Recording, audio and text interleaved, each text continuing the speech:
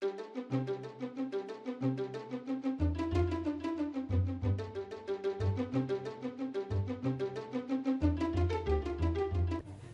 is Tom Eckman. And this is Charlie Grist.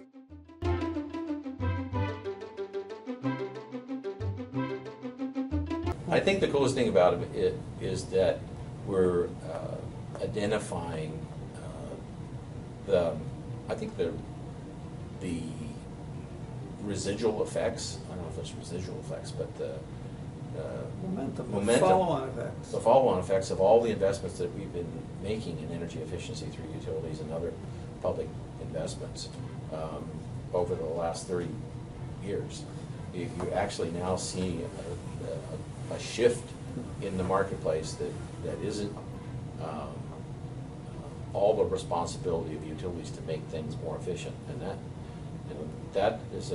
that's really cool to see that shift, because I can count on my fingers the number of utilities that were engaged in utility efficiency programs, and on the fingers of one hand in 1980, and now we have not only utilities engaged, but you have states engaged, you have the populace engaged, you have manufacturers and retailers engaged, and that's an enormous change in 3 decades. I mean, it's just a really large shift in the way we view energy efficiency. I think the coolest thing is going to be the learnings we get from trying to follow what's going on in the market are going to lead us to better ways to leverage change. They already have. We said, oh, here's what's happening at the lighting distributor level, and then the program said, hey, wait a minute, let's quit trying to influence the buy at the facility. Let's go try to influence what the distributors stock. Like, that's a new idea, and you know, doing the research kind of allowed us to figure out there may be a leverage point there that is cheaper, better, faster. And as we look for these markets and look for what's happening outside of programs and take apart how the markets work and where the decisions get made, we'll find better ways for programs to and utility money to kind of be that trail breaker and move those things along. So I think it's going to be a rich area. It's like our business used to be populated by engine nerds. Tina calls them engine nerds, you know, widget-based focus. And the fact that we're looking at markets and how people make decisions to get those widgets or practices of using those widgets more efficient, we'll discover the other piece of this equation and how to manipulate it better.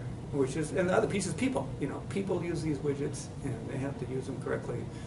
Can use them more optimally to save energy, and we can influence how those markets work with our program endeavors. And that, you know, the more we look for it, the more we're going to find new, clever ways to move the market.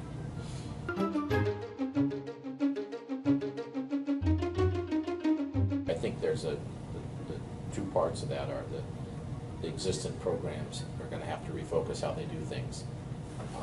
And that may mean that the skill set that the people have in the programs that currently operate them have to be expanded or enlarged or changed. And that's scary, because I know how to do retailer point of purchase.